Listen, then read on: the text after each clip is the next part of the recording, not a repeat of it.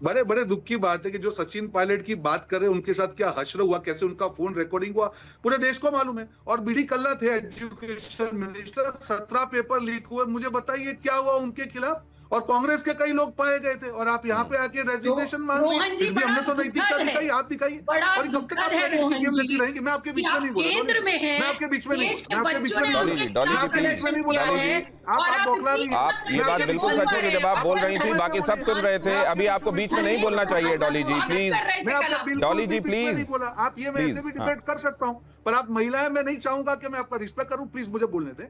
मैं वापस ये कहूंगा, देखिए क्रेडिट चोरी की अब हद देखिए। जब छात्र यहाँ पे बात कर रहे थे सरकार से, 25 दिन तक एक भी कांग्रेस के नेता को समय नहीं मिला जंतर मंतर जाने का, वो वेकेशन पे घूम रहे थे। जब लगा कि नहीं छात्रों की जो है मांग आगे बढ़ रही है, हम क्रेडिट में पीछे ना छुड़ा, पैरेलल मोर्चा खोल दिया।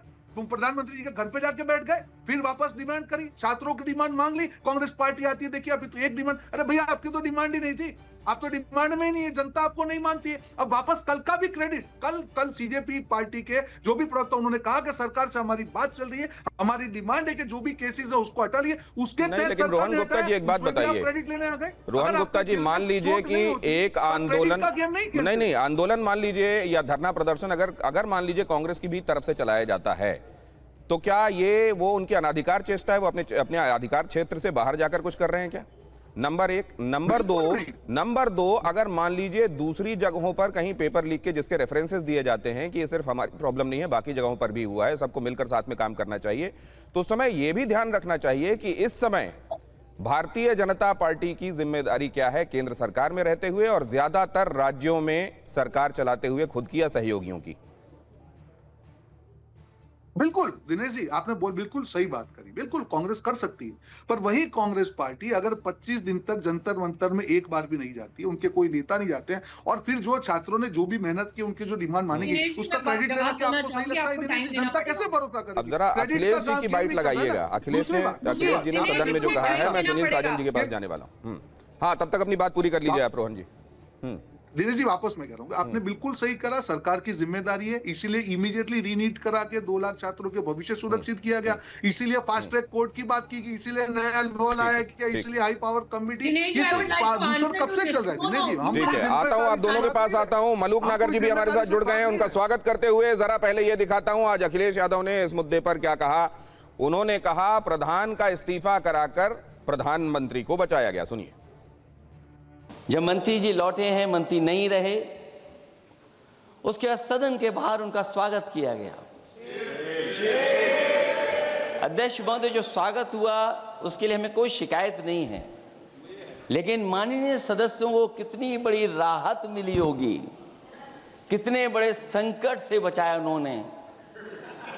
एक प्रधान जी को हटा करके प्रधानमंत्री बचा लिया आपने। सुनील साजन जी, सवाल यह भी है कि विपक्ष कहीं पर यह कहेगा कि यह कहा गया, चलिए किसी भी तरीके से यह काम हुआ, यह किया गया। धर्मेंद्र प्रधान का इस्तीफा अगर छात्र चाह रहे थे और ये एक भावना थी कि उनको सांकेतिक, क्योंकि वो चेहरा हैं इस मामले में, वो हेड ऑफ द डिपार्टमेंट हैं, मुखिया के तौर पर देखे जा रहे हैं, तो उनको हटना चाहिए। अगर ये कहा जा रहा था, सरकार ने आखिरकार कर दिया, तो कहीं तो सरकार को आपको ये कहना पड़ेगा कि ठीक है, देर आयत दुरुस्त आयत। अब ये कहा जा रहा है कि उन्होंने इसलिए दिया क्योंकि प्रधानमंत्री को बचाना था। सुनील साजन जी।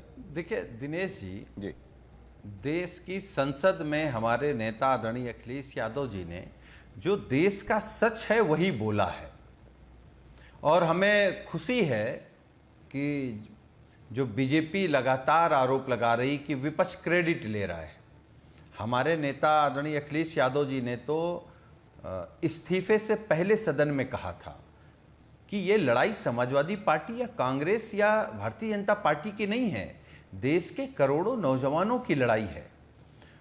और उन नौजवानों के सामने एक अहंकारी सरकार को झुकना पड़ा है।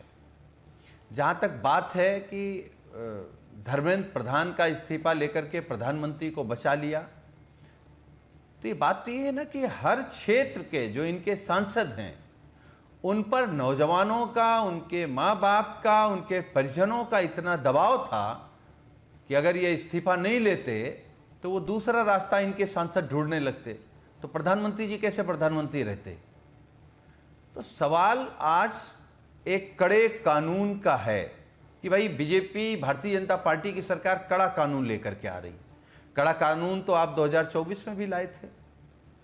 कानून के साथ साथ आपकी नियति कैसी है, क्योंकि बीजेपी के लोगों की नियति ठीक नहीं है। एजुकेशन सेक्टर में आप आरएसएस के लोगों को भर देना चाहते हैं। उसकी योग्यता है नहीं है, वो बौद्धिक है नहीं है, लेकिन अगर वो आरएसएस का आदमी है तो वो प्रोफेसर हो सकता है, वीसी हो सकता है। और हम उत्तर प्रदेश की बात कर सकते हैं, पूरे देश का तो आंकड़े हमारे पास नहीं हैं दिनेश जी। उत्तर प्रदेश में एक एक महाविद्यालय में और लगभग सारे विश्वविद्यालय में जो वीसी, वाइस चांसलर और इनके प्रोफेसर बनाए गए हैं वो केवल आरएसएस के लोग बनाए गए हैं। और हम दावे के साथ आपके कार्यक्रम में एक बात कह रहे हैं, इस देश में जहां लूट ना हो रही हो वहां आरएसएस के लोगों को रख दो, लूट हो जाएगी। मंदिर में लूट नहीं हो रही थी, बीजेपी ने आरएसएस के लोगों को रखा, मंदिर लूट गया। पेपर की लूट नहीं हो रही थी, आरएसएस के लोगों को रखा, पेपर लूट गया। इनसे जमीन लुटवा लो, जंगल लुटवा लो, जो चाहो सो जो कहा उसी पर मैं ये जानना चाहता हूं कि ये स्वीपिंग स्टेटमेंट नहीं है। अगर मान लीजिए केस इन पॉइंट हैं कहीं तो उनको उठाकर चिन्हित किया जाना चाहिए, कार्रवाई होनी चाहिए। लेकिन जब इसको लेकर सदन में गृहमंत्री भी इस बारे में एक बार ये कह चुके हैं कि भाई अगर आप इस तरह से कहेंगे, आप कहेंगे कि पूरे इंस्टीट्यूशंस, एकेडमिक्स को खत्म किया जा रहा है कि वहां आरएसएस के लोग बिठा दिए गए, तो आरएसएस का तो प्रधानमंत्री भी है, आरएसएस का तो गृहमंत्री भी है, आरएसएस की तो एक तरीके से सरकार भी समझी जा सकती है। और आरएसएस का होना कोई क्या इस बारे में ठप्पा है? क्या कोई ये इलेजिटिमेट संस्था है? क्या इनके बारे में ये स्थापित है कानूनन भी कि ये लोग ठीक लोग नहीं? और अगर ऐसा है तो उसको लेकर विधि सम्मत, कानून सम्मत जो कदम उठाए जाने चाहिए वो होना चाहिए। देखिए दिनेश जी, आपने हमारी ही बात को आगे बढ़ा दिया। मैंने तो आधी बात कही थी कि आरएसएस के लोग जहां जहां हैं, सरकार में अगर आरएसएस के लोग बैठे हैं तो देश लुट नहीं रहा क्या? देश बिक नहीं रहा क्या? इनको जहां आप बिठा देंगे, इनका काम ही है राष्ट्र के खिलाफ काम करना, नफरत फैलाना, झूठ बोलना, चोरी करना, बेईमानी करना और आपस में झगड़ा कराना। भाई इसी के तो स्पेशलिस्ट हैं वो लोग। आजादी की लड़ाई से लेकर के अब तक देख लीजिए, हम तो इतिहास ही बता सकते हैं।